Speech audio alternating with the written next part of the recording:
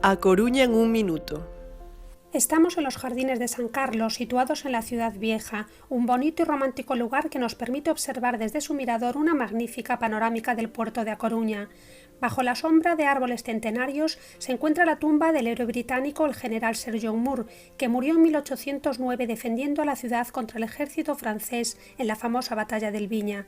Pues bien, esta parte de la historia aquí se une con el misterio, con el más allá, y es que cuenta la leyenda que todos los años, cada 16 de enero, día de la muerte de Moore, una mujer ataviada con un elegante y vaporoso vestido blanco se pasea de manera lenta y serena por el jardín y se posa junto a la tumba. Poco a poco su figura se desvanece y desaparece. ¿Y quién es esta mujer? Ella es Lady Hester, la noble británica que vivía un romance con Moore en el momento de su fallecimiento y que así se muestra empeñada en hacer eterno su amor.